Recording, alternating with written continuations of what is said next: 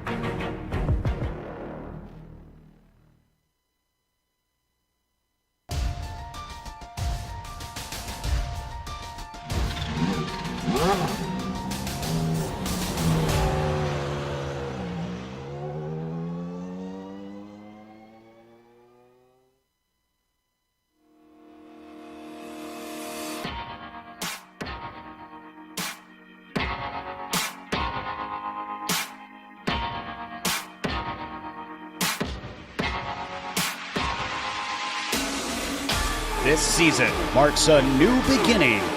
Witness the raw power, iconic sound, and pure speed from the historic Lotus 79. Experience the competition and glory days of early 80s open-wheel action. Watch as drivers wrestle these ground effects cars into submission. Drivers will face off wheel to wheel. For some, it's a chance at redemption.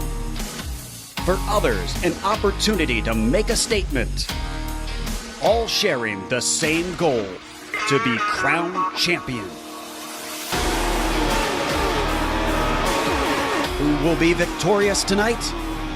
The Lionheart Retro Series presented by Butt Kicker starts now. Competition, commitment, excitement. This is Lionheart. The Retro Series comes to Watkins, Glen for round 2 of the 2019 championship campaign. In the season opener at Homestead, despite a record number of rookies in the field, it was 2 veterans who battled for the win. Alex Saunders and Ryan Otis found themselves at the pointy end of the field in the closing stages. Wheel to wheel, they raced for lap on end until with just 5 laps to go, they touched, and Otis went spinning down towards the apron. The yellow came out, and Saunders got the win. So it is on to round 2 and the Sim Experience Grand Prix at the Glen.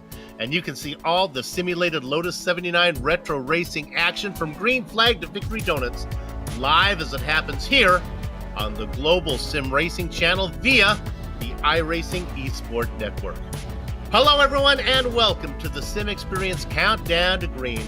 Over the next 15 minutes, GSRC will bring you all the storylines, all the stats and facts you'll need to appreciate the Sim Experience Grand Prix at the Glen that will immediately follow as we count down to green. And here to do all of that is yours truly, Bill Soupzon, joined way up the press box to bring you our Words Eye View by Brian Yosick. Amjad Yaman has director duties armed with cameras locked and loaded by Dougie Beard. All right, there are 1,005 fewer palm trees at Watkins Glen than at the opening round venue of Homestead. You won't get that kind of cutting-edge track analysis from any other sim race broadcast company, but for those viewers who prefer a more traditional track introduction, let me reintroduce my booth partner, Brian Yosick, to do just that. Brian? Yeah, the Soup is absolutely correct. There are 1,000 and some odd less amount of palm trees here in upstate New York at the legendary Watkins Glen International Raceway. The format that we are using tonight is the classic boot. You'll notice there is no bus stop down the back stretch. So that's kind of the big difference there. So you really go sailing into the carousel with a whole lot of speed and a whole lot of momentum. So it makes it very, very interesting to get down there. 11 turns, 3.4 miles, 5.47 kilometers for all of my non-American standard units friends. Do we track guide? Yes. Yay, we got a track guide. So, hey, we can keep talking about it, but you know what? Let's just show you what it's like to get around here in the Lotus 79.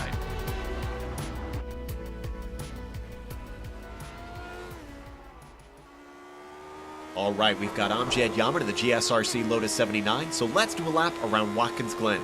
Coming down to turn 1, this is an excellent place to pass, but it's also super easy to overshoot. It's downhill as you're braking, so the issue gets compounded even if you're only slightly past your mark. Climbing back up the hill, the draft in the Lotus is going to leave a huge hole in the air. That means you'll see drivers pulling someone in from a long ways back. There's no lifting all the way through these S's, and since this layout skips the bus stop, you don't touch the brakes until the carousel. That means a lot of swapping positions will be taking place down this backstretch. Best to pick your line early and make your intentions clear. For the banked carousel, it's a very fast entry, so the brave drivers will really reap the benefits if they can be consistent. With the high speeds, little incidents will become big ones in a hurry. After that, switch sides quick and set up for the chute. This is a corner where being able to late apex tends to be a better line, but it's tricky to get just right. After that, we come to the lowest part of the circuit at the toe of the boot. This is a spot where you might see drivers try to overtake, but if you can get a better launch off the corner than your opponent, it's very possible to get the spot back. This climb is incredibly steep, so momentum is your friend. And the heel of the boot is another place where passing isn't uncommon, so you'll get a good chance to outbrake your opponent. Watch out for the inside curves because some of the taller ones will upset the car very badly. By now, we're getting back to the main part of the circuit. The crest and off-camber nature of turn 9 makes it tricky enough, but on-throttle oversteer on turn exit just complicates things further, as Amjad shows here. Indianapolis has some banking, but even with all the downforce of the Lotus, it's not quite flat out. Finally, we hit the last turn, which has the barrier right at the edge of the track. Treat it more like a street course to save the car. Hopefully you've hit all your marks and have now finished a lap around Watkins Glen.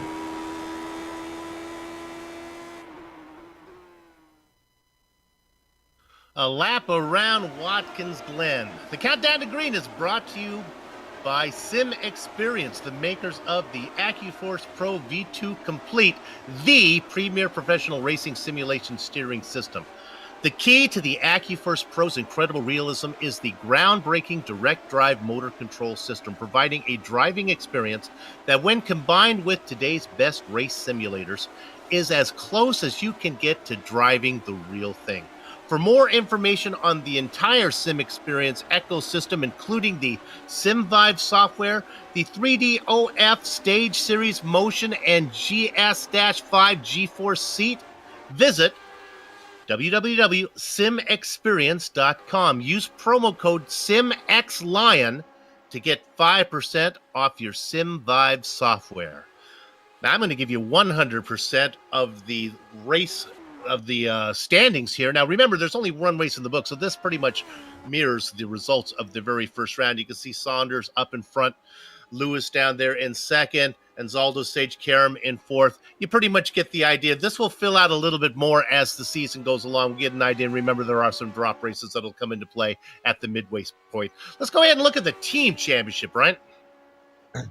Yep, that's right. We got NLR Sim Racing with pilots Mark Cohn, Ducana, and Joe Hassert leading the top of the standings there.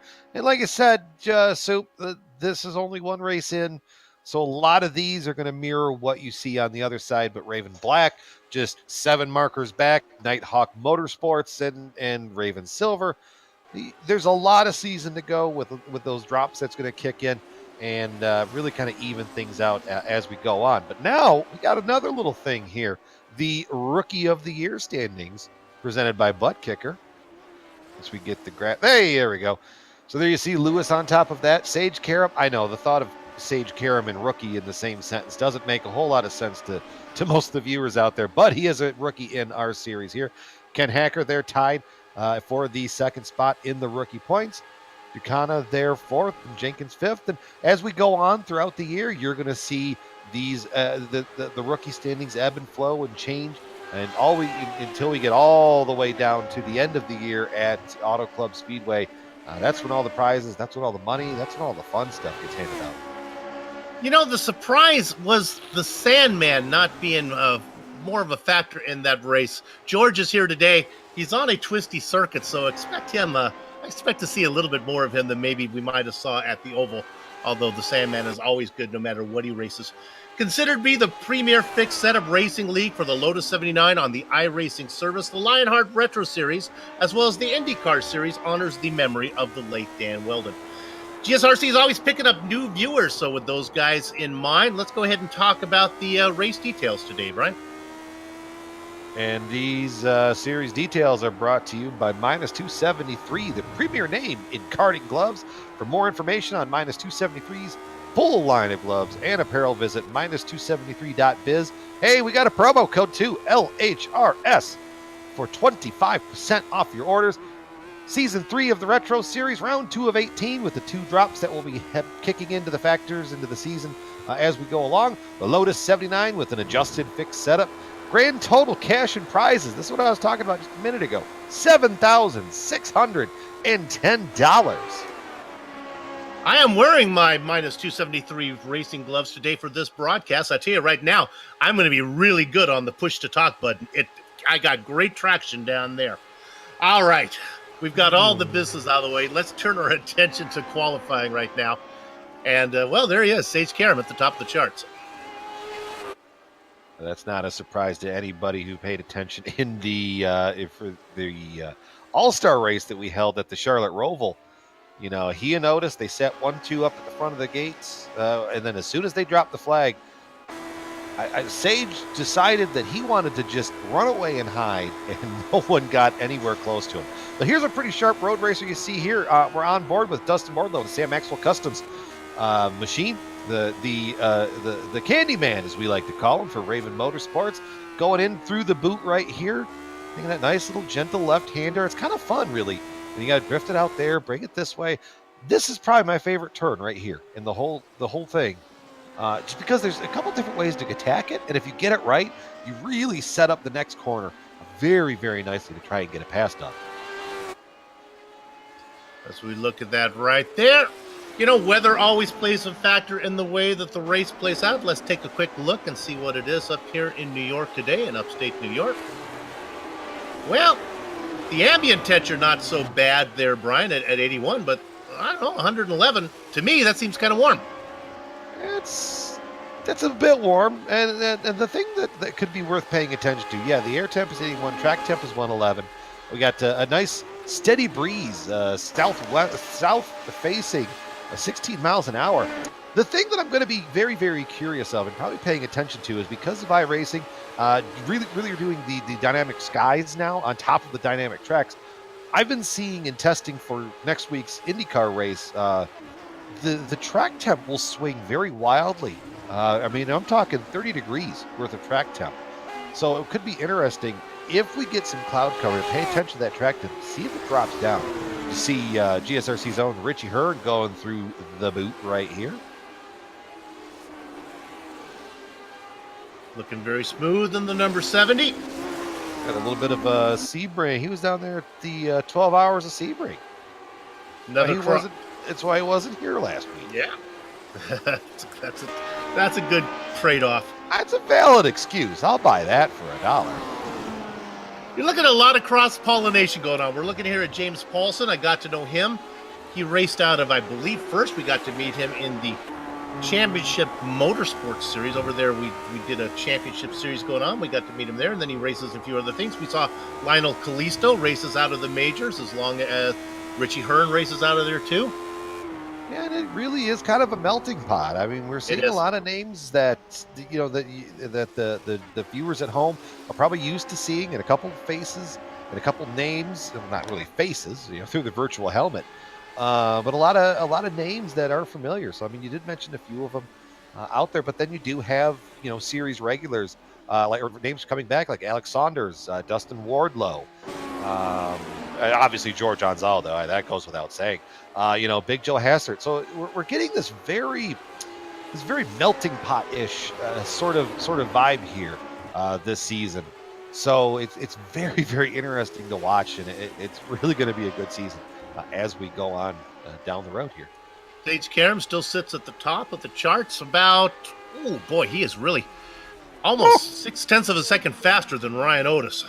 That's licking the stamp and sending it. It is indeed. Of course, speed has never been the problem with Sage Karam in these iRacing events. It's getting that car to the end. Frank Beezer in the beautiful yellow and blue machine. This is kind of a striking paint job right there. It is. Firefly Racing. We'll get to know these the team rosters a little bit more as the season goes on. Big Head Press. Is that what it said on the nose of that car? It is indeed. He's been running that for a while. Is it like that sign at the wall that, there's just a big circle painted on the wall that says put head here? Something like that? No, it's legitimate. They have some cool stuff there. I went there and it's very interesting. All right. I believe that is done. With that said, let's go ahead and give you the starting grid. Now, we have plenty of time as this is a rolling start. Let's take it a row at a time. Sage Karam on the inside, flanked by Ryan Otis in row 1. Brian? Row 2 is made up from Alex Saunders and George Sandman. Is the Candyman and Little Train in row 3. That would be Dustin Wardlow and Lionel Callisto. Well, rhyming with Dustin is Justin Kirby, and he's in P7 with Dean Mardi Gras Mall to the outside there at 8. Former real-world IndyCar driver Richie Hearn sits in the number 9 spot. He's going to be inside of James Paulson. Joshua Gaiman there in the 11th spot. Chad Dalton, he's going to complete that row right there. In the Lucky Bacon Dozen position, Travis Jagerliner, flanked by Chris Sleepy Lanini in 14th. JP Winchettle there in the 15th spot with David Clymer to his outside. 17 and 18 is Mark Cohn and Chris Walker.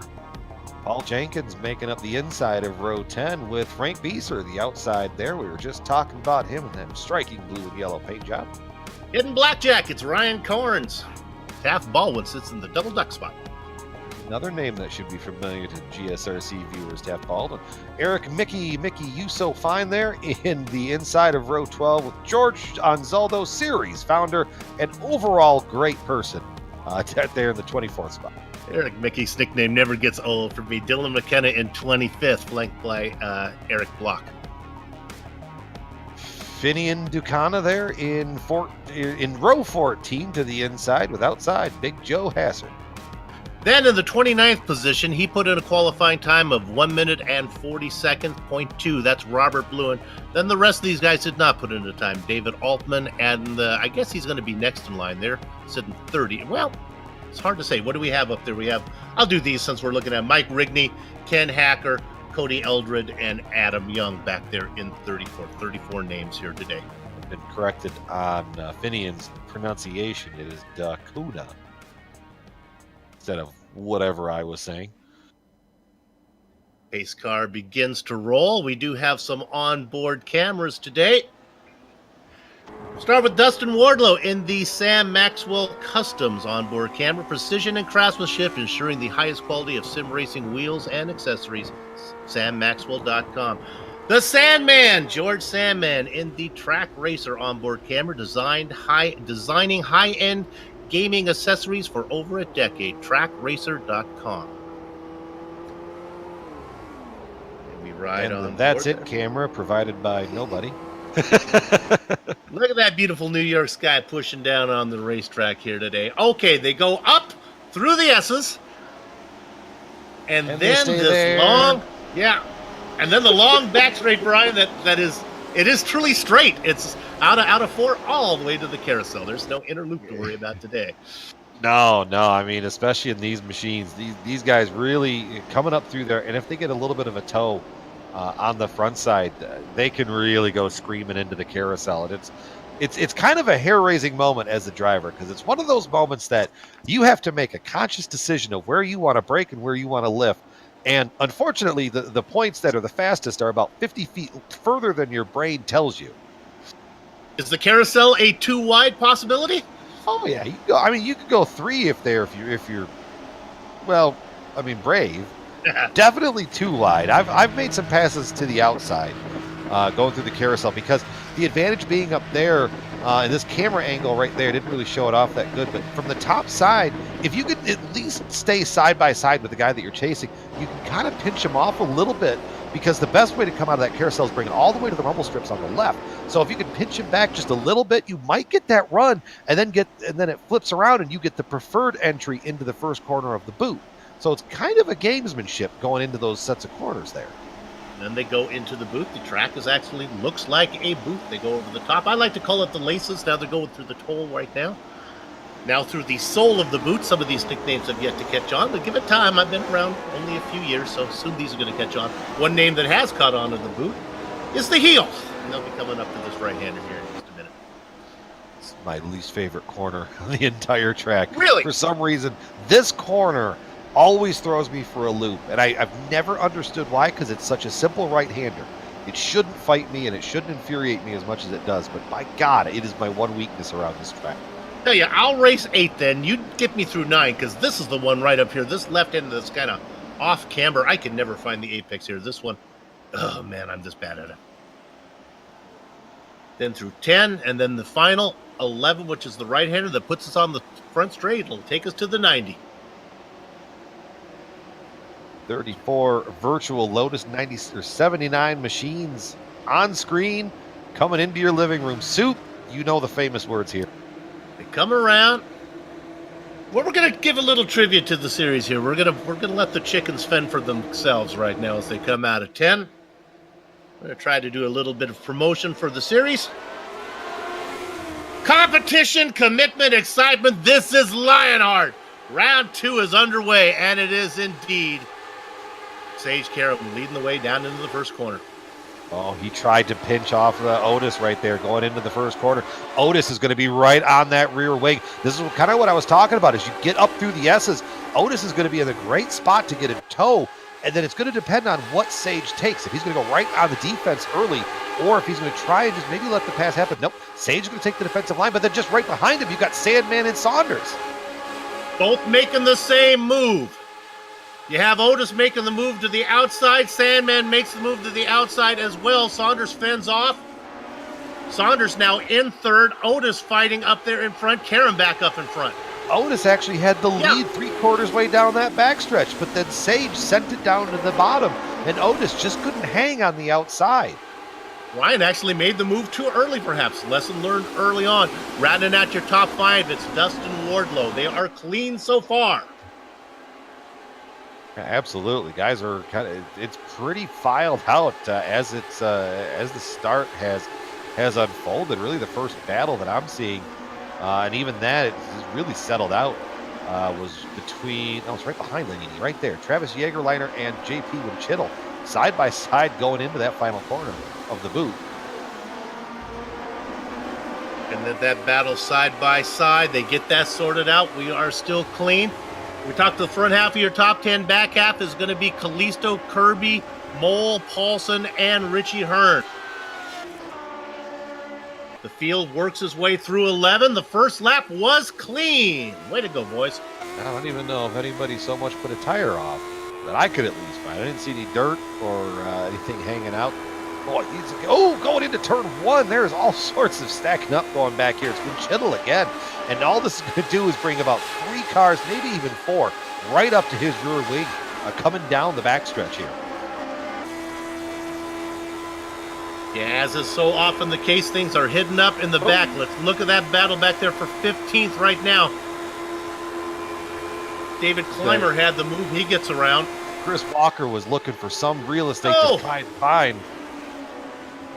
Walker took it in really deep, had to take the wide liner. You see him in the white and blue car there. That almost worked. It's exactly what I was talking about in the pre-race. You get a little wiggle off of that corner, and that's going to let Jenkins get by. He tried to send it in there. And then just kind of get down and pinch from the top side and try to stall off the run. Up front, they're pretty much well behaved. Right now, we can stay back here. This is where the excitement is. This is where I'm tingling a little bit. Look behind him. This is Taft Baldwin side by side with Eric Mickey. He gets that sorted out. Oh, my goodness, back here. Who was that making a pass? That was Mark Coe on Chris Walker. Walker had that great run going into the boot and then coming out of the boot. It's just falling all apart for him. He's got to regroup and try and get it back in order there. All right, that settles down a little bit as they're finally single file.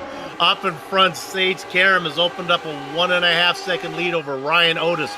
Running away from Ryan Otis, I don't know if those words have ever come out of my mouth in that particular order. Alex Saunders in third, George Sandman in fourth, Dustin Wardlow in fifth. Good battle back for sixth. Here he comes. This is Justin Kirby going to the inside of Lionel Kalisto. Nope. They're going to tuck back in line. Didn't quite have enough momentum to get out there. Oh, hey, there you go. Poked the nose right back out there and pokes the nose out for try to get on the inside there of Kalisto. But Kalisto was able to ride that momentum train and get going away. First thing that becomes obvious to me as we ride on board with Kalisto is how long that draft is down that back straight. We saw it's almost like they're racing at the ring where you can make the pass and then get passed again. My gosh. I mean, we saw it right on the outset of the race. You know, Otis made that pass coming basically right off of the backstretch and then going into turn 3 or going down into the carousel. Sage was able to make that run right back on the inside of him. Oh, Eric Mickey having some issues as he's dropping a few spots. I think he got the car up. Oh, do you know what happened? He got the car on the curbing. Got really slow. I don't know if he hit the wall, but boy, he lost a lot of momentum. On replay here for Eric. Oh, yeah. I mean, that's one way to take that corner. So let's talk. For 79, do they get along, or are they big here at the Glen? They can. The bus stop was really the biggest issue, when it comes to the curbing here. And now you've eliminated that. So really, I would probably say the only other spot to really watch the curbing is on the exit of the boot as they come back up, basically down to the traditional version of Watkins Glen that you've probably seen a lot, on the NASCAR side of things from the telecast and stuff like that. But really, this car can handle a lot of what you throw at it. We're going on board the suspension cam here for Gaiman, looking up the rear wing of Richie Hearn. And he's going to lose a spot now. Looking on Hearn, this is Chad Dalton's going to get to the inside of him. You can't see him. He's right to the driver's left there. And now he has to back out. There he sets back out. That yellow car up in front is Richie Hearn running in 10th position. While Brian was talking, you saw Gaiman try to make a pass down in there earlier. Could not get that done. Lost all of his momentum. Now Dalton's right behind him as they battle for 11th. Yeah, and that's the thing, especially with as close quarters as we get around this track. Because really, Watkins Glen, if you take the boot out of the equation, it's not one of the more courses out there on iRacing. It really is not. It races a lot like a speedway, in all honesty. So, with as close as the field can get, yeah, you make that, you have that wiggle, you lose that momentum, and all that's going to do is just bring everybody right back up to you. And Hearn getting on the inside of Paulson. That didn't quite work out. You got to fall back in line. So there's what I was talking about. He makes that mistake, and who's that climbing up the backside?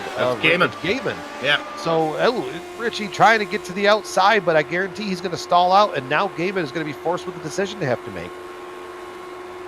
Yeah, Richie's blinking a little bit. He gets around the red, white, and blue car of Paulson. He's going to bring Gaiman with him there, I think. Let's see how this sorts out. Joshua going to have to keep the momentum.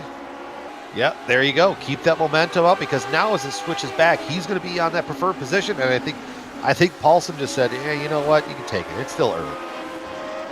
Okay, we're working lap number 5. Let's go ahead and see how many laps we are actually going. So we look at our race analysis sponsored by Plasma Tracks. 37 is on the list here of how many we're going to have to do. Max fuel stint of 20, and I pushed that to the max. I don't think they're going to get more than 20. Then you see the incident points down there. 25 gets you DQ'd.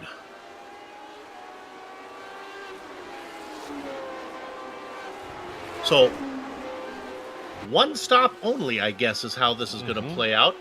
Most road course races last season in the Lotus, it was one stop. You pretty much run it to halfway, plus a lap or two. You come on onto the pits and game over. Up front, no real difference. Karam, Otis, Saunders, Sandman, Wardle. The only thing that changes is the intervals between them. It all continues to expand. Let's drop in on 5th position right now, because the Candyman and Little Train, a couple nicknames going at it here. Dustin Wardlow and Lionel Kalisto.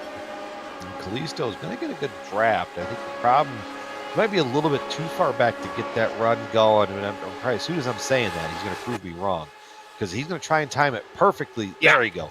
Slide right out and then get that inside lane. And now the other thing I'm noticing too, the track is pretty much shaded all the way around it because of the dynamic sky.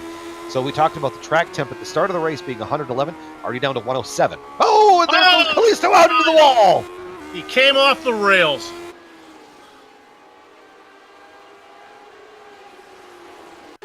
Boy, you talked about the track temperature going down. Maybe he just thought there was a little more grip out there than there actually was.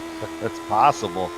Is he riding? Well, riding shotgun? Watch, he drove into the sun. Maybe that's what it was. You can see him drive out from underneath the clouds into the sunshine, and maybe that's what caught him by surprise. Yeah, well, and where he was going with that corner, when you're side by side there, you can't attack it the same way that you do when you kind of have the corner to yourself. So I think what kind of happened was he got in there side by side with Dustin. A little bit of fog of war took over, and I could push it just this little further. And Watkins Glen said that, nope, sorry, son. So we have our first real exit from the race, although I see that Dylan McKenna is not racing anymore. Maybe a few more that are not out there. Yeah, McKenna's the only one I saw that disconnected. Kalisto's on pit road. And, I rode him off too soon. He limped it around, so he'll come in. No fast repairs, but see what his pit crew can do for him. Fixed. I mean, still, he's not making it to the end from there. Yeah, who knows? I've been surprised once or twice. Let's drop in on our driver in 20th position. He is our hard charger. I'm talking about Finian Dacuna. Well, maybe he's not our hard charger. Yeah, I think he is. Up 7 spots. I think that'll do it here. Started in 27th, racing now in 20th. Yeah, no, you're right. Coming up on the back of Frank Beezer.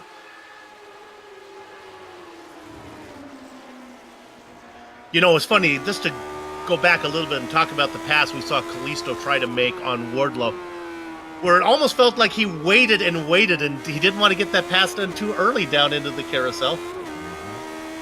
I think if he could have jumped out and got it a little sooner, maybe. Yeah.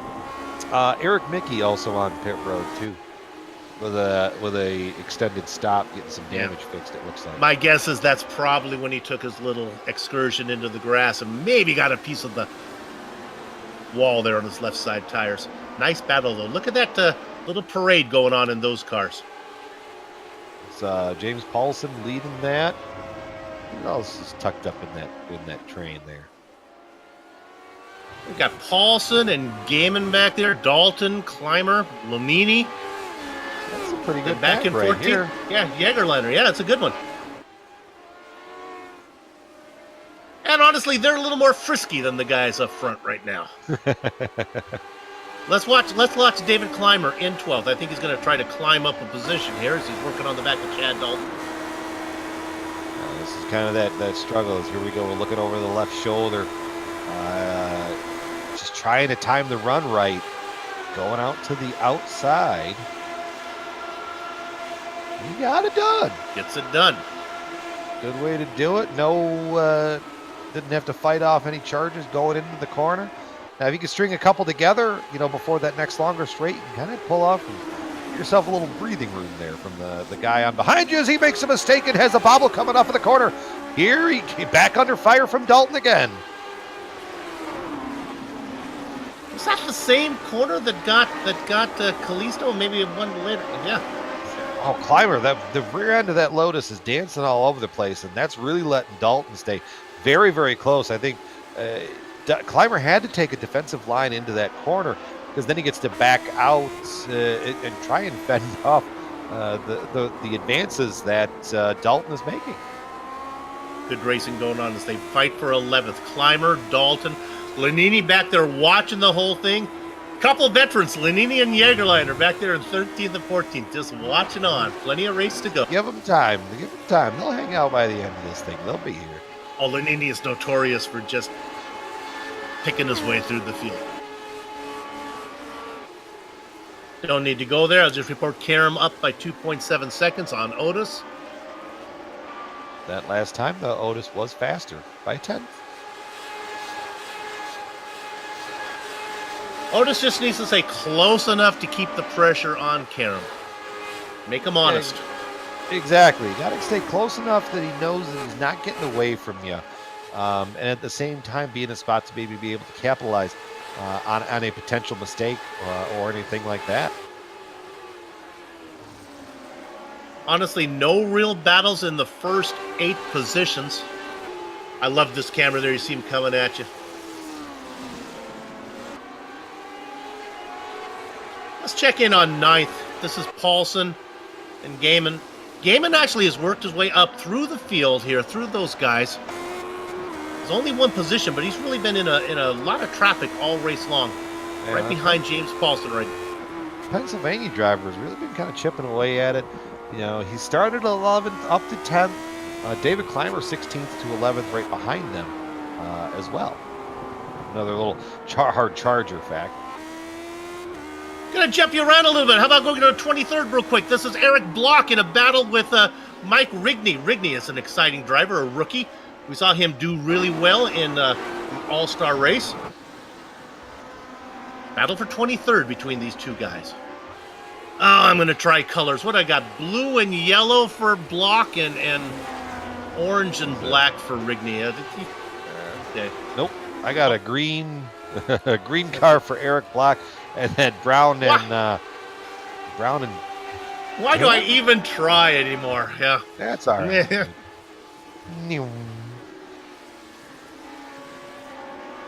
My 5-year-old niece came up to me after watching one of these broadcasts and said, "Uncle Soup, I'm sorry you never learned your colors."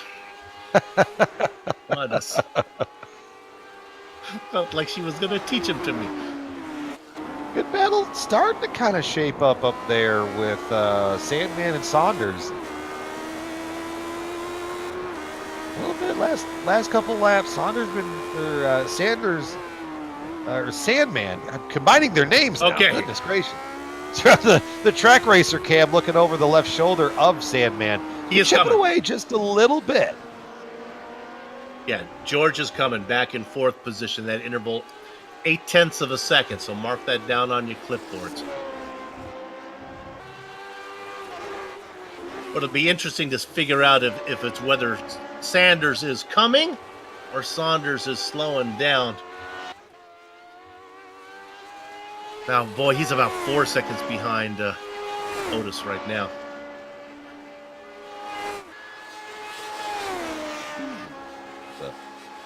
Sandman had a very aggressive corner entry there and caught basically the end of the rumble strips there. And he cost himself maybe a little bit of time working up through the S's.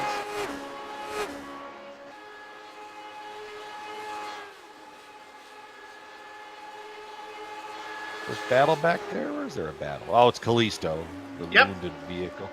Just wanted to report that Lionel came out, though. He's going to limp it around in 31st spot. 2 laps down, unfortunately, but...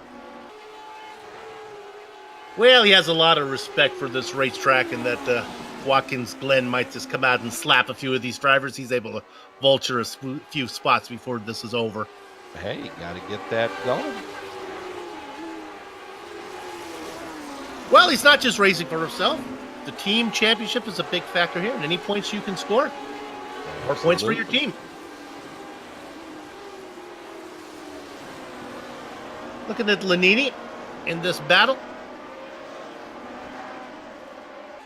That's Jägerliner behind him. Now, remember I talked about Jägerliner and Lanini that were right behind Clymer and Dalton. Well, those guys have left those 2 veterans behind. They kind of checked out a little bit in front of Lanini. Ooh, Lanini getting a little slideways there coming out of the boot, which is going to let Jägerliner get right back to him. Look at just back behind him. Mark Cohn and JP Winchittle. That was almost a moment there as Winchittle got the back of that car, just dancing all over the place. JP really working on the Watchman back there. He has a good run here, but I don't know if he's having much track. Oh, I think he's going to take a shot at it. Looks to the inside, and I think he's going to get this done. Oh, no! Got And too over much of the goes curb, and that sent Mark Cohn all the way out to the fence. That's unfortunate. Golly. The Watchman just caught off guard there by that move. Yeah, Cohn gave him room, but yeah, this maybe when Chittle got up on the curves, the car just could not keep that tight inside line. They get together. That's unfortunate. It is indeed. Big time virtual sim racing. How about our director? What a great camera work there. Oh my gosh. The one and only Amjad. That's why he gets paid the big bucks. Sometimes I just shake my head with some of the shots that he's able to give us. That was outstanding.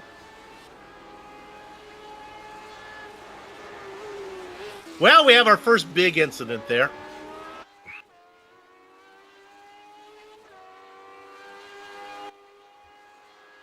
Luckily for us, Mark Cohn is not our spotlighted driver today. No, let's get that out of the way before we you read any more hex on anybody. Yeah, let's go ahead and do our spotlighted driver right now before we run out of luck. And that would be a man racing in second. That's Ryan Otis. 21 career starts, 14 of them have been inside the top 10. He's got a couple wins, 6 poles. He opened this series back in season number 1 when they opened up at Homestead. And his first win, take a guess where it was, Brian? Nürburgring. Watkins Glen. So he's looking to get another one. Trying to add 2. I mean, Yeah. Martinsville has grandfather clocks, and the other tracks have other things. Watkins Glen really doesn't have anything. They have that lodge there, very close to the speedway that a lot of the F1 drivers went to way back in the day, and NASCAR and IndyCar. Basically, anybody that's ever raced there has probably gotten drunk at this lodge. And if the walls could talk, the stories that it could tell. If you could imagine partying with James Hunt, Niki Lauda, those type of guys. How about this battle going on? Our series organizers are back for 20th position. Taft, Baldwin, and George Anzaldo's going to have to check up. And boy, he almost got into the gearbox of Baldwin. He's going to lose all of his momentum. Now he falls maybe victim to Mike Rigney. I love Mike Rigney as a driver. Now you're looking at Baldwin. That right behind him is Anzaldo, and there's Rigney, who almost gets in the back of him. Yeah, George got he got caught up in that corner, which I told you at the start. It's not my favorite corner around here. But it's really easy to get caught out, and now that's just going to bring, and then even if you look just back behind Rigney, Block and Corns are probably going to get drafted up in there as well. Yeah, this has allowed Baldwin to drive away, Anzaldo getting loose, and now Anzaldo really is under attack here. Hang on to it, Georgie. Hang on to it. Rigney's going to gobble him up, I think, coming into the corner number 1, into the 90. Look at the rookie back out of it and not force the issue. Whoa. Well, relatively speaking. That was that was tighter in that corner than my belt line after leaving Giordano's Pizza there on Navy Pier after hanging out with George and all them guys. Yeah. It's a sponsor. Hey, look at this. Ryan Horns in the back. Oh, we're going to have 2 passes simultaneously. Horns looking to the inside. And there's Rigney going to the inside of Anzaldo. Horns says, not too much for me to worry about. He backs out. Rigney trying to finish the job, and I think he does, but the momentum now is going to go to Anzaldo as Rigney gets a little bit loose. Careful, boys. They work around this corner. They get that done, and Rigney finally be able to he was able to. He was really able to carry that momentum around the corner and keep it as straight as he could off of the corner. He really just bring that out there. Looking for a little note there from the series admin. The incident that caught up with Mark Cohn was ruled a netcode incident.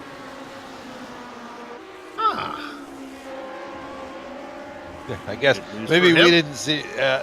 What's that? Good news for him, I guess. Yeah, that worked. So, still, I mean, netcode doesn't make you feel better. You're still wrecked. It's just now you're wrecked, and you're probably a little angrier because it was netcode. I bumped into a lady at the supermarket the other day. I looked at her and said, netcode.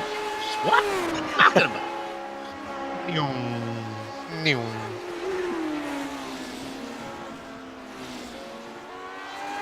Honestly, she was blocking the aisle. She was standing there right in front of the eyeglass, those little eyeglass carousels. Bumped her right into that. Oh, let's go up to, let's look at Win Schittle here and Chris Walker. They almost get together. Walker's going to lose a lot of momentum. We'll take a look at this. I think Chris kind of did a Spartacus here and saved himself so not to get into the back. Sometimes discretion is the better part of valor. Whew, good. I think you might have got a little bit of him. They're right on board with Walker. They pull him the draft. He's getting, the revs are getting elevated. That was some awfully quick closing speed on that one, though. He did get there awfully fast. It is, and I think it was probably a combination. You get that good draft run, and you get sucked up right to the rear, the rear wing. God, words are hard, Brian. We're gonna go up to. Anzaldo's having another problem. That's right at the exit of the boot suit. That's your least favorite place. Yeah, little help from Eric Block, I believe. Block kind of threw a block there, and that's clipping. Ooh.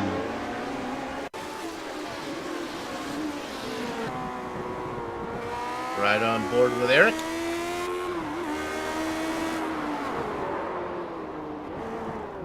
Oh, yep. All right. How cavalier have we got here at the Global SimRacing Channel as we come back live now?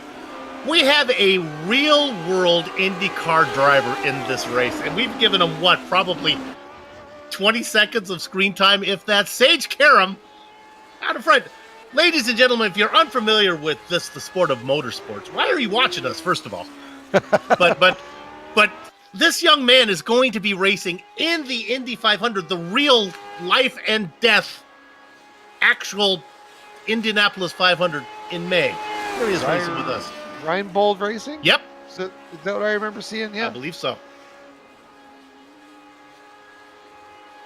Yeah, and a very good guy to talk to on the league Discord as well. It doesn't, he doesn't hold that, well, I'm famous card and everybody about me. He's actually a very personable guy. It's been very nice having him around, and I fully expect for him to kick my teeth in next week at this same track in the IndyCar. If we mail him a GSRC sticker, do you think he can slap it on his IndyCar? That's probably not going to work. There's only one way to find out. Those 2 inches probably a pricey piece of real estate. Look at this battle here from Kirby.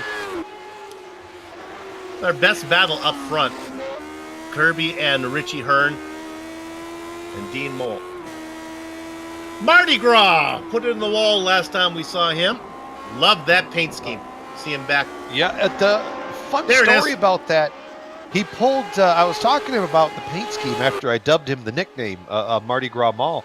And he said his daughter painted that paint scheme, essentially. He pulled the template up, and his daughter kind of drew the designs on it. And he said, all right, well, good enough. And that's not the first one that she's done, I believe. Well, God bless her, because this colorblind commentator, I just pick a color and say fuchsia. I know it's in there somewhere.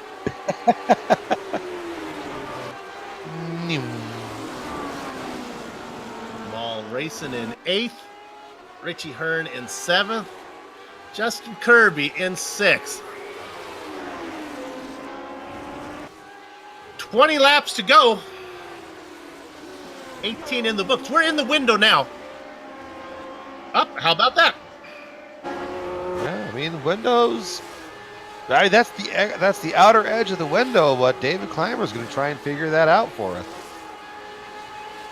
Definitely next time by the window's open to make it. I think this is. I mean, did he steal your notebook, Soup? Well, what is interesting is he listened to me about coming in, but he didn't listen to me about taking tires. He's going to take tires. Yeah, I've learned from a man who wins a lot, Alex Saunders, just no reason to do it. Oh, I'm here. Yeah. 66, getting a drive-through penalty for avoidable contact. That probably stems back to the Anzaldo incident. Yeah, that's Eric Block.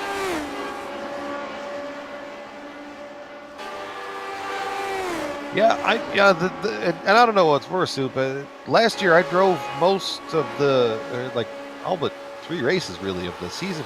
No one told me really about keeping the damn tires on it. Nobody let me in on that secret until like Auto Club. They're like, yeah, you've been changing tires? I'm like, yeah.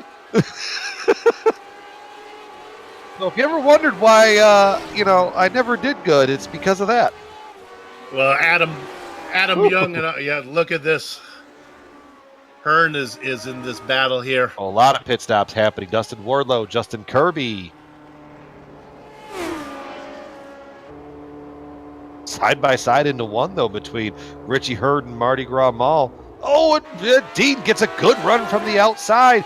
Now they're going to be side by side going up through the S's, give the advantage to the. No problems! Oh, no!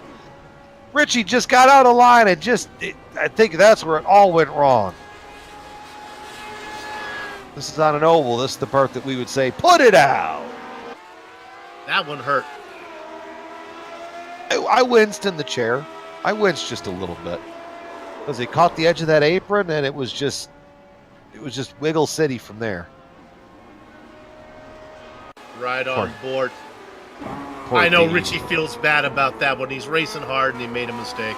Poor Dean. I mean, I don't know if Dean has 1 or 3 monitors, but you go up into that corner and all of a sudden everything's fine and then everything's not fine.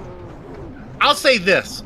I've raced enough sim races to know those are a lot easier to swallow than what happened to, I don't want to put the the spotlight on block, but to get punted like Anzaldo did. You're racing hard, a guy makes a mistake on the inside of you.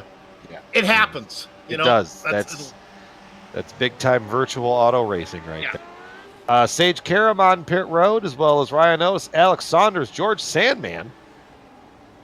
So right now, Dean Mall, unfortunately. James Paulson yet to pit. Dalton, Lanini, Jenkins, they might be in this time. Paulson's coming around the entrance. Oh, what is going on with Otis?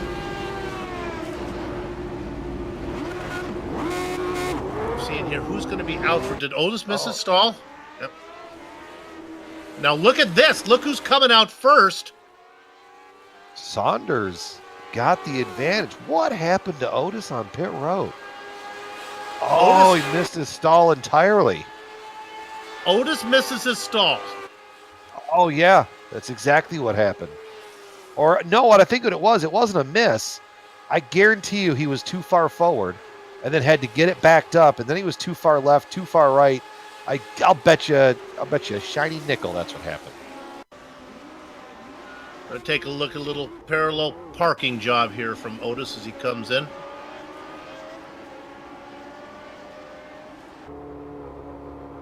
And he's looking for his box. This should be simple enough. I found it. I'm there. Nope. Apparently I'm not there. Yep. Had to back it up. Oh, geez. And that's all it took for Alex Saunders to jump him. Now, Saunders jumped him, but can he stay in front of him? You're not going to find many arguments that Otis was probably faster throughout that first part of the run. Let's see, now that these guys, now that they got the right fuel and the tires are finally warmed up halfway into a race, let's see how that holds on. Maybe Saunders was holding back a little bit. Now that he's in front, he doesn't have to do that chase. He can kind of set his own pace and try and get away. We talked about it on the ovals, but let's talk about aero wash on a road course with these guys. Since there's so much downforce on these, my guess would be it's not as bad as one would think. Oh, Kirby's had an issue. Oh, no. Going on with Justin Kirby. Well, he did it by himself.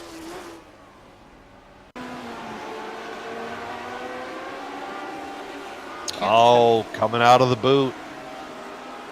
Sent it just a little too far wide, and then went to correct it. That guardrail on the right-hand side was just waiting. And that's why, along with some of the other incidents that we saw, Lionel Callisto was out there putting in laps. Yeah, exactly. I mean, Callisto, he's past Cone now. We know he's going to probably jump Richie Hearn. Heard, right? Maul, maybe? Yeah. Get Maul, and then the one that we just saw there from Kirby. Yeah. So that's why you're doing it. Exactly. Your team. Run a couple more points. Thankfully, it's not the old F1 style where they paid out points to 10th. Or I guess it's not like F1 where they pay out points only the 10th, and then that's it. No. We want to see that pass for 24th mean something. All right, so our battle now that's going to be interesting is Alex Saunders, who won the opening round, whether he's going to be able to hold off Ryan Otis.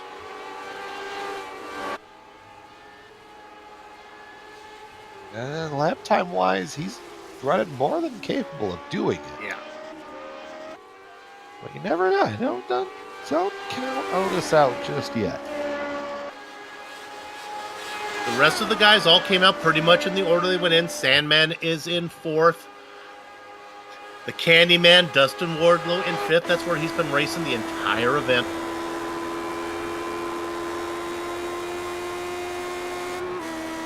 Director, let's jump back and look at James Paul. Well, we had an onboard camera. That was not. Did we have an onboard camera there? Maybe I can get a... Let's go ahead and talk about the onboard camera guy here, our sponsor, Sam Maxwell. For nearly a decade, Sam Maxwell Customs have taken pride in customizing racing wheels for the sim racing enthusiast. Each order is built with precision and craftsmanship, ensuring the highest quality in sim racing wheels and accessories. Wouldn't you want the best? Get yours today at sammaxwellcustoms.com. he worked his way using his Sam Maxwell custom wheel to get around some lap traffic. I'm telling you, Brian, if you don't know where to shop for sim racing accessories, you just watch one of these broadcasts. We'll steer you somewhere. Exactly. Well, yeah, plasma tracks, race track. I mean, Yeah. Sam Maxwell Customs, Sim Experience. We got them all. God, get you set up in a seat with a racing Yeah. wheel, some gloves. Exactly. Yeah. We got the gloves. We got the wheel. The artwork right next to you there. Yeah. We got this all. We got this all sorted out. We need to figure out a way to hustle this out now.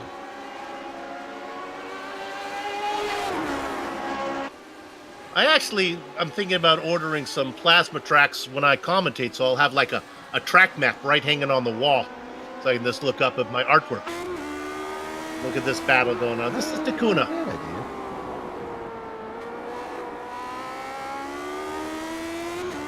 Kuna there getting out of the boot, trying to see this work could get interesting because he might be able to get up there and get closer to the rear wing of Jenkins, and then maybe use that to run up the S's to try and draw a little closer, and then kind of make your move there into the bus stop and into the carousel.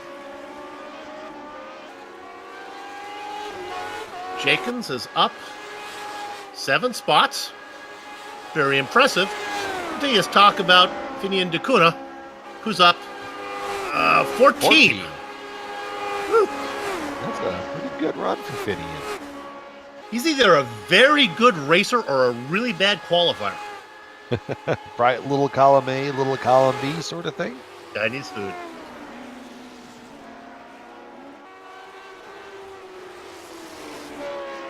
We'll leave this one. This is a tight battle. We've got to look at P2 here because this one is serious. Otis looking on Saunders. Yeah, Otis 35.9 to a 36.2 from Saunders. So from a stopwatch standpoint, he is gaining just a little bit. Maybe not this lap, but back there where he's at, that separation of probably what would you call that, 7 car lengths or so? Yep. Probably, you start to feel a little bit of the pull there. So you try and close the gap a little bit going here this go around, mitigate that, and then really carry it around the front stretch and get that big run up the S's. Closing in. He's got 14 laps to get this done. Now, racer mentality usually doesn't think about that thing out. I've got 13 laps to make the pass, and I got 1 lap to get away. Interval 0.7 of a second between Saunders and Otis.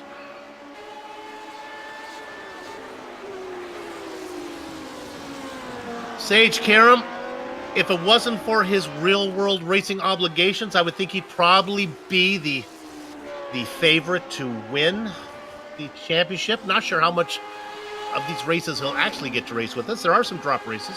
Yeah, I mean, I thought that the Indy 500 was his only actual IndyCar race. I know he was down there.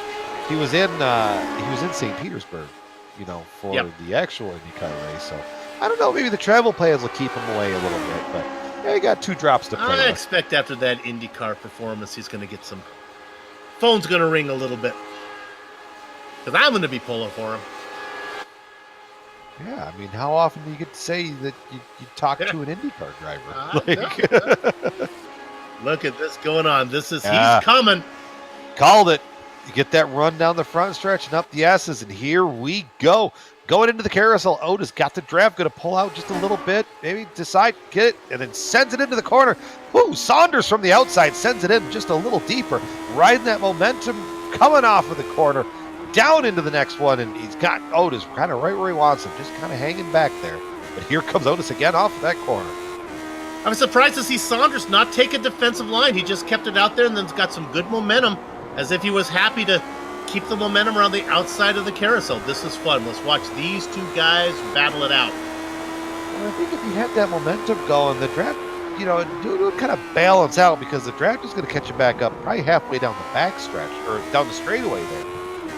But if you can ride that momentum off there, especially with the fact that these are lower horsepower machines versus like the IndyCars that we're going to be seeing next week, You're able to really ride that momentum and keep the revs up and get that run going probably the way that you would want it. Brian, let me ask you a question as you're an experienced sim racer. Do you ever practice during practice, like making that pass even though there's nobody there? I'm thinking about Otis going into corner, into the carousel on that inside line that he wouldn't ordinarily take. Are you comfortable? Are you confident that your car's going to stick when you take a line that you haven't raced very much? I think that there's an error. I mean, sometimes in practice you will experiment around and you will try things, even if they're by yourself. You will try to take the different lines because especially at a place like Watkins Glen where there's a handful really of very good passing zones. So coming into the carousel like that, like Otis poking his nose back out again, I'm sure maybe in practice once or twice, maybe he ran that top just to see like, okay, how does it feel up here? And then maybe take a little different line there and see how that kind of feels through that corner. But with a lot of experience, on these tracks like some of these guys have, they kind of know that coming in, exactly what's going to work. They might make one little pass or try it just live in the race and see what happens, and then just add that to the notebook for later. Well, when you make a pass on the inside, as we continue to look at this, like going into the carousel, like we saw Otis make a deal, do you actually make a conscious thought that, boy, I'm going to have to back my braking zone up just a little bit, or when you're taking a line you're not used to, or is that just by feet? Probably a little bit of both. You try that, and if it doesn't work, you file it away from the memory banks and you go that way, or you take that little approach of going, okay, maybe if I left here instead of here, or point X versus point Y, because the whole purpose, the thing of racing is you want to straighten out every corner as possible, or take every corner really as straight as possible.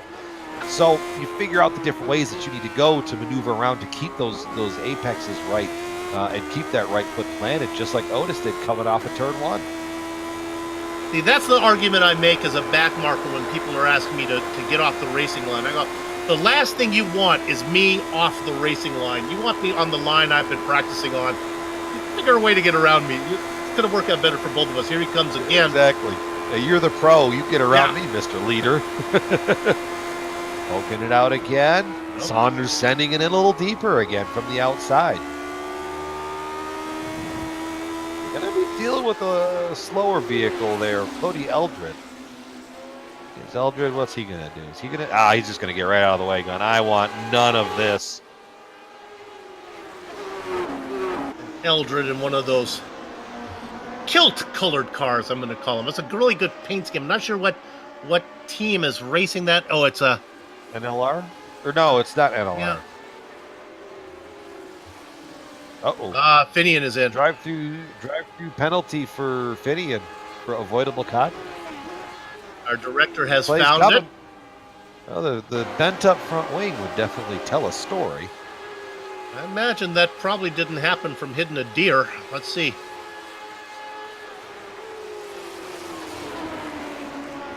Can't recognize the car in front of him. Who does he collect?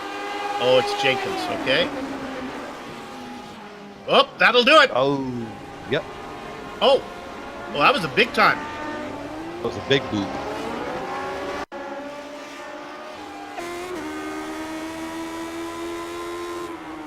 In case anybody at home is wondering where we're getting the updates from, we are tuned in to the, we can hear the race control channel, and we do have in-race admins. I believe tonight it is David Cordy that we've heard a couple times.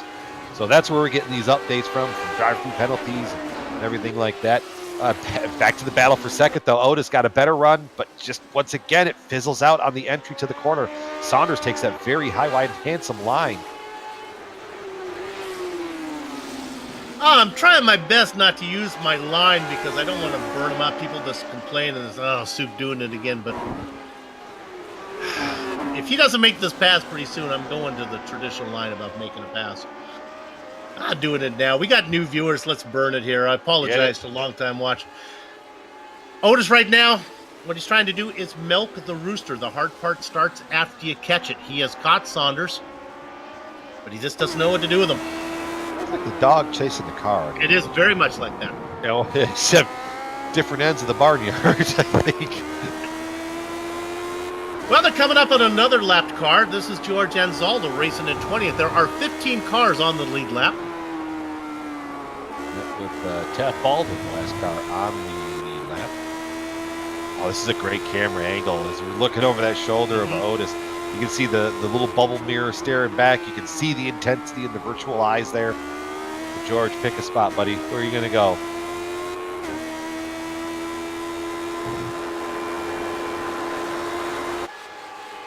This is gonna get tricky here. Oh, this is going to get tricky because that's going to hold up Saunders, and here comes Otis with a huge head of steam.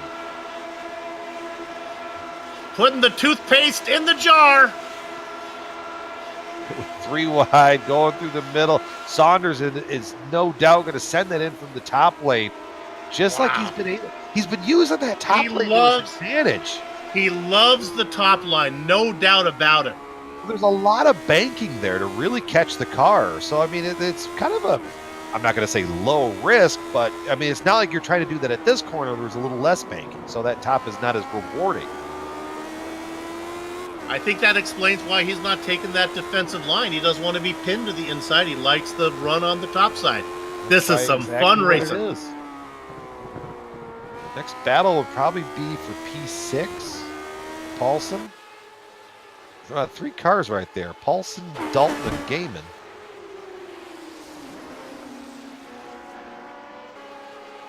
Go to P10 real quick. Yeah, let's jump back to 10th.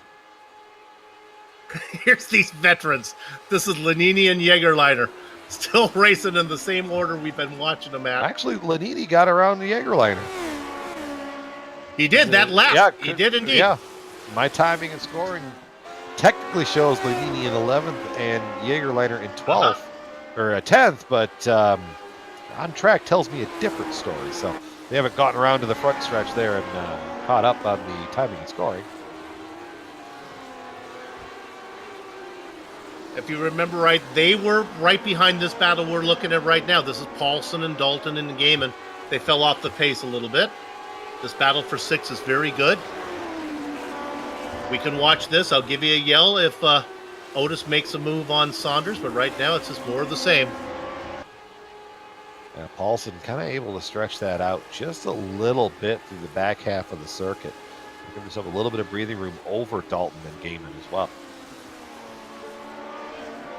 Solid runs, though, for all of those guys, all of those drivers. Brian, a lot of these guys are going to be doing double duty. They're going to come back in a week and race this very same track in the IR18. Does much what you learn from one carry over to the other, or really not so much? Not so much.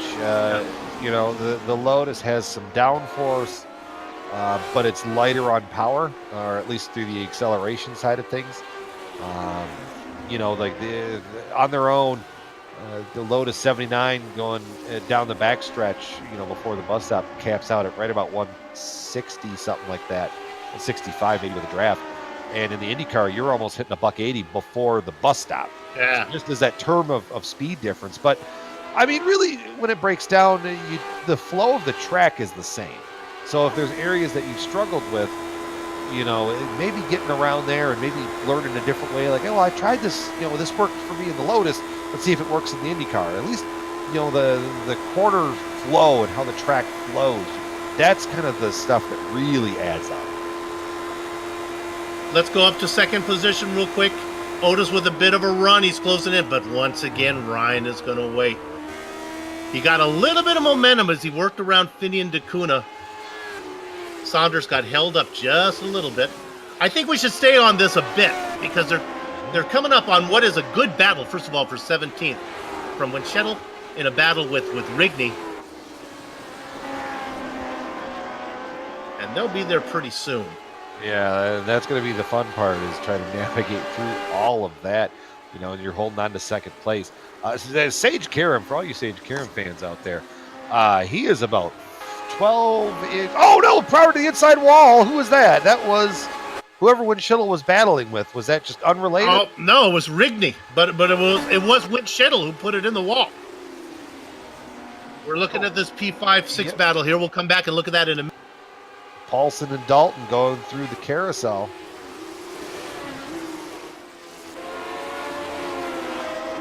And now they come up behind Big Joe Hassard. There's a name we haven't mentioned. That's going to slow him down a little bit. Look at this battle. This is Paulson, Dalton, and Gaiman back there. Battle for 6th, nose to tail. Oh, Alexander spins off of the second position. He catches the inside wall. Big problems for the guy running in second place. Was that corner number 1? Is that where that was? Corner number 1, the exit of corner 1. Okay, you're going to watch What do the you know? onboard here. Gets a death wiggle coming off of this corner. And there was that Armco just waiting. And then Saunders, we say on this, and Zaldo gets into him as well here. Let's stay on this one. I believe I'm looking at the right thing. Stay with this. He gets rolling. I think this is Anzaldo that collects him. We'll stay with it for just a bit because I think George's day is done. There it is, right there. Oh. Right on board with George and Zaldo. Now this is tough. The car is there. It's just... Wow. Huh. That's a tough one. That's... Car's going slow, putting it in the middle of the road. Kind of a recipe for something bad to happen. Anyway. Yeah. Well, only one happy by that is Lionel Kalisto as he continues to vulture more spots. It's up to 27th now. That's right, baby.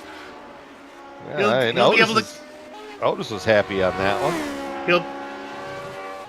He'll be able to get to Winchittle, who had that accident that we weren't able to get to. He'll probably get around Saunders and Hassard. Or no, Anzaldo. Oh, George is still racing. George is still out there. Okay.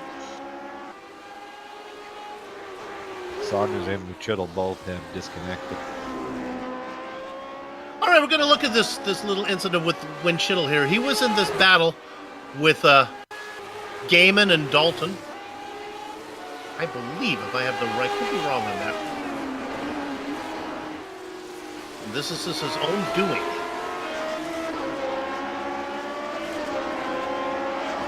Yeah, you know what? This is farther back. It was not up front.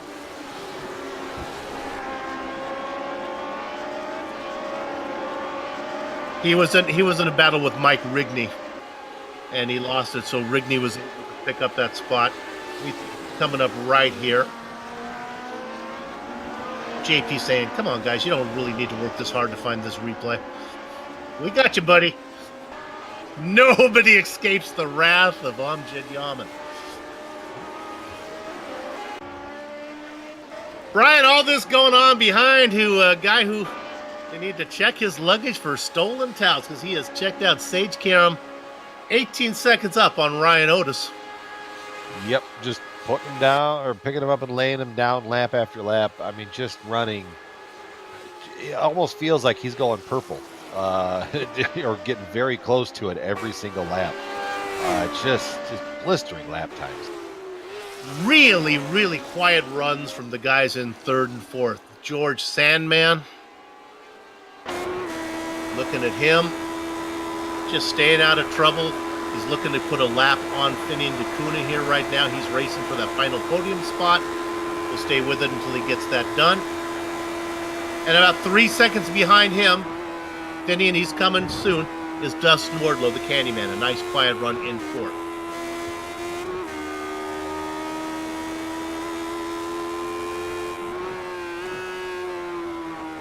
Yeah, Dustin's going to get up there with the Sam Maxwell Customs cam.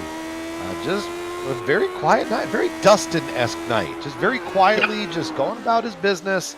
I'm here in 4th, running top 5 all night. And then, at the end of it, he's going to sneak away a good finish. It has not been an easy run for the guy in 5th. Paulson, Chad Dalton. Dalton now 2 car lengths back, 1 car length back as they go in to the carousel, or that's the boot, I guess. Could he get that the toe of the boot?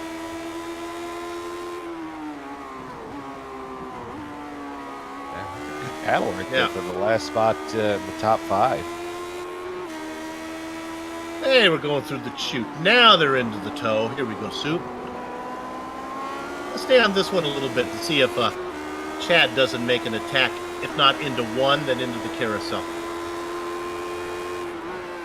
Joshua Gaiman back there watching on. He's up 4 positions in 7th.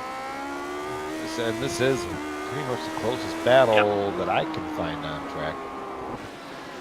So nobody rack can mess this up for us, all right, guys? Yeah, we'll stay right on here.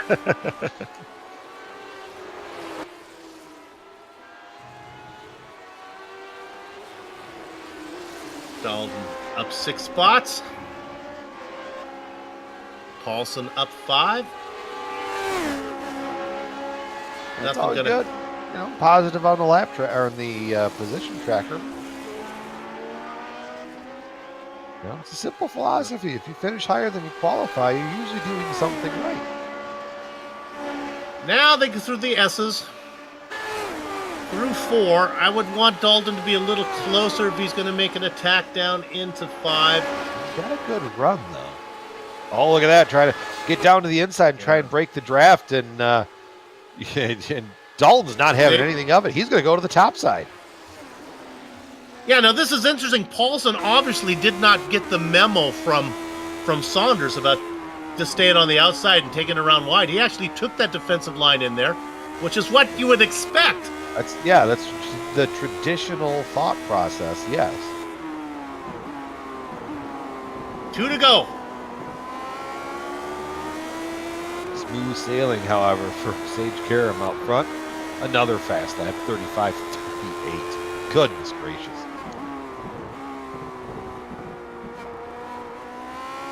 We ride on board with Chad Dalton looking at the car ahead. That is James Paulson.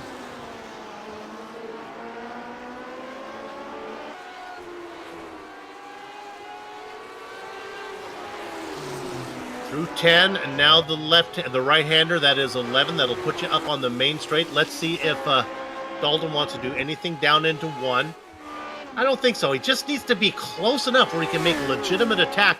You're running out of laps, Chad, so you gotta... not this time. You only get 2 more tries of this. He's a lot closer than he was the last time, though. Only about 2 car lengths worth of separation there. Yeah, a little closer than last time as they come out of the S's. Let's see what type of line Brian Paulson takes this time. He's taking and weaving over.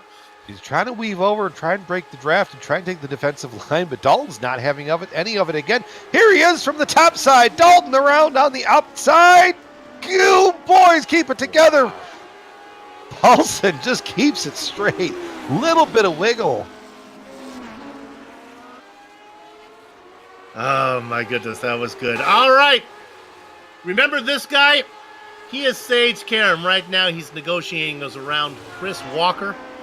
Walker goes a lap down, leaving only 10 on the lead lap. Sage Karam started on pole. This is what you call wire to wire, even during pit stops. Did not lose the lead. Always a good day when that one happens. Oh, the proverbial Grand Slam. I like that one. When you're talking Grand Slam, what do you mean? You mean pole, fastest lap, win the race, and fastest in practice. Seems only fair that that guy should get the win. Coming out of the final corner.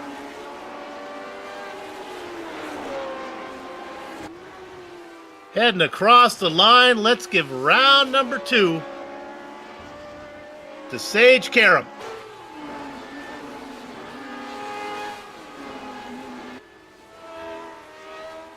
Just an outstanding run from Sage. just for good and measure. Just for good measure, just to make sure that he knew, or that we all knew that he won. Last lap of the race, fastest one.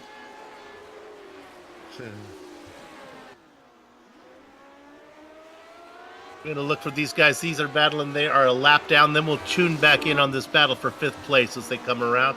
This is a battle versus between George. Dacuna and Anzaldo. I think providing Finian can get through these last 2 corners fine, he shouldn't be under any kind of fire or any kind of pressure.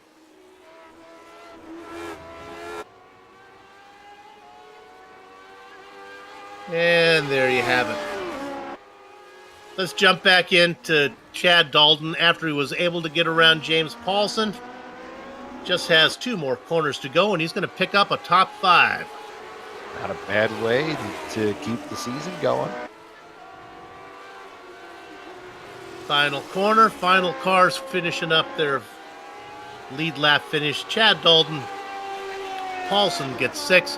Other drivers we expect to come in, Joshua Gaiman, David Clymer,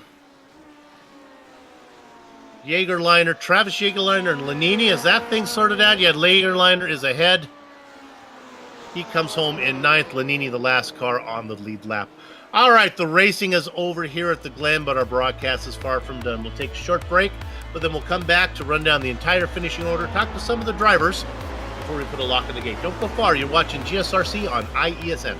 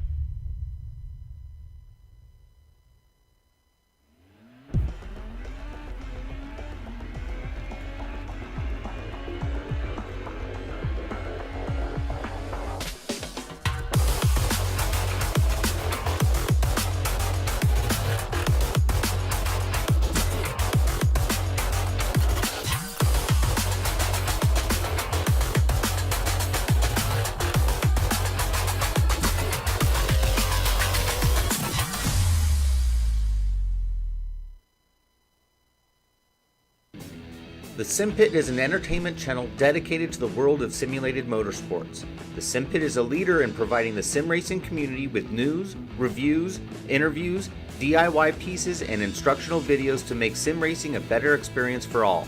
Check us out at thesimpit.com or go to YouTube and just search for The Sim Pit.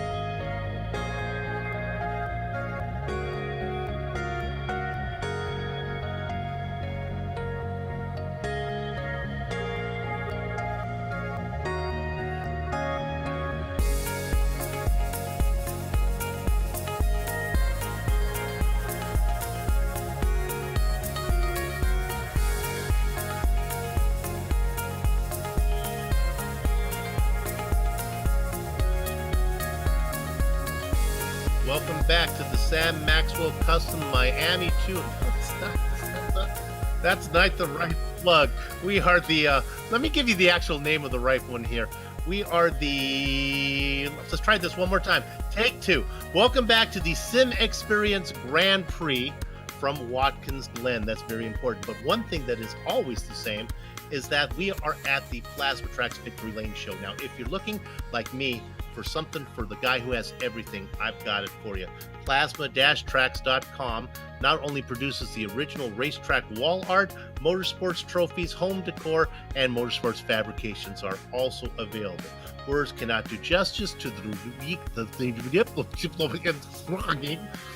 Words cannot do justice to the uniqueness of their wares in English. The only way to fully appreciate their artwork is to see it for yourself. But be warned, one visit and the next thing you know, you'll want a Plasma Track wall art hanging on your home as well. See it all at plasma-tracks.com. Use the promo code LRS2019 to get 25% off your order. All right, now let's give you 100% off of the finishing order here. Sage Karam goes wire to wire for the win. Ryan Otis is going to get second. George Sandman starts fourth, comes home in the final podium spot. A quiet run from the Candyman, Dustin Wardlow in fourth. Chad Dalton gets the best of James Paulson and Joshua Gaiman as they go fifth, sixth, and seventh. Eighth goes to David Clymer, Travis Jagerliner in ninth, and rounding out your top 10, Chris Lanini. In 11th, Chris Walker with Paul Jenkins, Frank Beeser, Teff Baldwin, 12th, 13th, 14th. 15th to Ryan Cones, Mike Rigney. You got me messed up here. Come on, pay attention. Rigney in 16th. Finian Ducana in the 17th spot with series founder George Anzaldo in 18th. 19th going to Cody Eldred and Eric Block rounding out the top 20. All right, let's go to 21st position. I just realized why. I pulled up the wrong script. That's why all the names were wrong. Adam Young is in 21st position. Big Joe Hassard after him. Robert Bloom and Ken Hacker go 23rd and 24th. Lionel Kalisto just keeps swimming. Well, he's going to get the quarter century mark ahead of 1, 2, 3, 4, 5, 6, 7, 8, 9, 10 other drivers. Alex Saunders gets 26th. JP Winchell in the 27th spot. Dean Mole and James Kirby after that. Richie Hearn, Mark Cohn, Eric Mickey, Dylan McKenna, and David Altman round out your 34-car field. Okay, with that out of the way, and I have no more reading to do, I get to do an interview. Sage Karam, wire to wire, congratulations. Was it as easy as it looked? No, I mean, this car is like never easy to drive, even, just any practice laps you're doing. It's a very difficult car. It's got a lot of horsepower and stuff, and that actually caught me out a little bit on the start. I wanted to go at like middle of the apex of that corner and got on the throttle and nearly lost it. I got real loose with wheel spin, so I knew right then and there I was going to be in trouble going up the hill. And Otis had a really good run on me, and the draft in these things was so huge, especially with the headwind. And I was just I had to do some quick thinking because I didn't really go through this in my head before the race, and my thought was that I could get a good enough jump and I wouldn't have to worry about Otis going up the hill. And so my thinking was just kind of lift on the uphill and let him pass me, and hopefully I could tuck back in and draft back alongside him by the corner, and it worked perfectly. And then from there I had to save fuel the first stint just to make sure I could make it to halfway, and it was really tight on fuel actually with the warm-up lap and everything. So I saved a lot of fuel the first stint, and then the second stint, I saved enough in the first where I could just run flat out, and then I was able just to pretty much run qualifying times. I feel like in this car for me, it was easier to just run 110% than rather try and run 90 and saving fuel. It's just like when you're in that groove, it's sometimes when you get out of it or you don't push as hard, that's actually when mistakes are made. So no, I felt comfortable. It was a perfect race for me, got the pole, fast lap, most laps led, and had 0 incident points. So I need to keep doing that and keep doing more of those. And, it would be a good season, but, I know not every night's going to be like this. So you got to take these nights and enjoy them. All right, I'm going to give you a little advice on something I know about here. Now, I know probably being a race car driver gets you a little cachet with the women, but trust me on this one. You think the saying, hey, I raced at Indianapolis 500 gets you some attention. Wait till you tell them that you are a Lionheart Retro Series champion. Boy, you better be prepared you better save up your coupons for Outback Steakhouse because you'll be going out a lot of dinners. Well, thankfully I have a girlfriend, and she doesn't need the whole luxurious Outback, steakhouse dinners. No, I'm just kidding. But no, she's I've been dating her now for over a year, and she's a real good girl, and she watches all my sim races too, and loves them, supports it. So she's in the other room watching this, so got to give a shout out to her for not dragging me out of here when I'm in here for hours a day and not giving her all the attention. What's her name? Her name's Abby. All right, Abby, thanks for letting him race with us. He got the win. All right, good luck, Sage. Good way to go.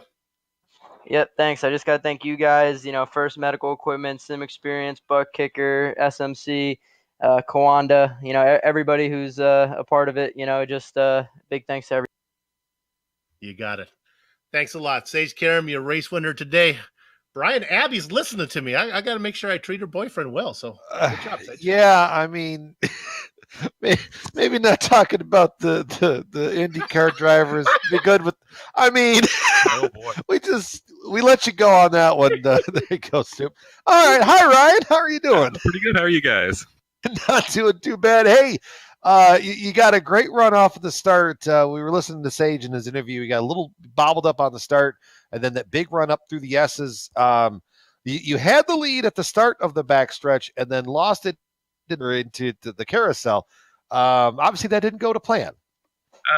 No, I didn't think I was going to get that good of a run off the start, so I was a little bit surprised. And I knew, at least if I had the lead going into the carousel, that it's really easy to defend from the outside because you can just go in flat. But I didn't quite have the confidence on cold tires at the start, and so I lifted a little early, and he had already had a wheel in on me, and so I just let him go. Copy that. And then pit stops. We came around to that cycle, and you had to play the 3-point turn there. Well, I had stopped a little bit too far left. Really, I thought, what would make this race more exciting? How about Blocker gets by me on the pit stop, so then we can have a good battle. So I'd like to say I did that on purpose, but actually I just messed up the pit stop. All right, hey, whatever you got to take. And then you and Saunders were having a fantastic battle throughout that. Unfortunately, that kind of ended it worked out good for you. It didn't work out so good for Saunders. We kept seeing you after you get that big run down the backstretch, and you kept going to the inside. Was that Saunders looked like you could defend from the top? Were you just kind of conceding that corner a little bit, doing a little bit of managing behind the wheel, or were you just getting bested there every single time? So from practice races, I knew that it was really easy to defend from the outside because you can just roll in the corner flat, and the guy on the inside has to lift unless he wants to hit you. And I certainly wasn't going to come together with Saunders. I already done that once, so I don't want to do that again. I would have preferred if he exited the S's a little shallow and let me take the outside, but I think he's a lot more wily than that. So he wasn't going to let me have the outside, and I know that he knew that the outside is really the place you want to be going in there because it's so easy to just roll in flat and force the guy underneath you to lift. Sounds good. Solid run though in second place. We got Sebring up next. How you feel about that place? Oh, I love Sebring. It's a fun track, and I like this place too. But man, I didn't have anything for Sage. I was a couple tenths off him pretty much all week, so he just went out there and put the smack down. Did a little bit of fuel save, but it's it kind of drops you out of your rhythm, and then you just sort of lose it. And I'm looking forward to Sebring. I think it'll be fun. Sounds good. Well, we'll catch up with you there in a couple weeks' time, Ryan. Yep. Thanks, guys. Absolutely. So from there, we're going to go and, that's someone already pulled it out. You guys are quick on this side of things. Soup, talk to the Sandman. George, first of all, how you feeling? Oh, I'm a little tired, but feeling really good. At least I got through the race without crashing. You consider yourself more of a road racer, at least I do from my experience of watching you, than you do on the ovals? Yeah, I don't have much experience on ovals, although the couple that I've done seemed really excited afterwards. I was looking forward to the next one, so I think you'll see me do a few more. Any issues out there? You had a nice. We talked about you and Dustin Wardlow in fourth position. Had pretty much quiet runs in your spot. Yeah, once Ryan and Sage checked out and Alex had a problem, I just kind of maintained that gap between me and him behind me, and just tried to make no mistakes, get to the finish line. The big question we have in this series is always, what do drivers do with tires? Did you change tires during your stop? No, sir. No. Okay. That seems to be the way that people are going. The car feels as good, if not better, on old rubber, right? Well, at least those first couple laps on new tires, it seemed so slow. Well, it was great to see you back here racing. You going to be able to do full time? You going to make a full assault on this one? I'm sure going to try. All right. Great to have you racing with us, George. George, the Sandman, comes in the final podium spot. Congratulations. All right. With that said, it's over to Brian. You got somebody? Yeah, we got kind of a unique one here. Travis, we got you pulled up here in the booth. And it's kind of a promotional thing because we've talked about some of our sponsored products and stuff like that. I'm just going to let you have the floor there, Travis. All right, great. Well, hey, thanks, guys. I just first off, I want to thank the guys at Sim Experience, Bernie Villers, Pat Dotson, Darren Ganji, all the support staff. I was lucky enough to get early access to the GS5 seats, and I've been running it for a couple months now, and it's just it's brought a whole new level of immersion to iRacing for me. I've been a longtime VR user, so I'm constantly looking for that next step into immersive racing, and it's just it's really stepped it up a level. If you can imagine, hitting the brakes and feeling the G forces, or for example, Watkins Glen, the first 2 or 3 corners going uphill and feeling that all through the seat. I can't really accurately describe it or do it justice. So thanks to the guys, and I really enjoyed running it. Travis, help me understand what it actually is. Are there sensors in the seats or vibrators in the seats, or does it tilt? What actually does it do? Sure. So there's actually 4 panels. There's 2 below your 2 in the bottom half of the seat and 2 in the back panels, and they are connected to very strong stepper motors, and the panels push against your body. And I've actually bought a harness to kind of help hold in place and really help feel the forces. And I mean, as you hit the brakes, the panels push against your body and force you to go forward. So it really feels like you feel the straps grab your body, and it really feels like you're being pulled with gravity. And same thing when going through a turn. They'll either shift left to right to left, depending on the corner. And you can imagine Spa going through Eau Rouge in a high downforce car. It's just it's a pretty amazing experience. So does it come with a frame, or do you mount it on a stand you might already have?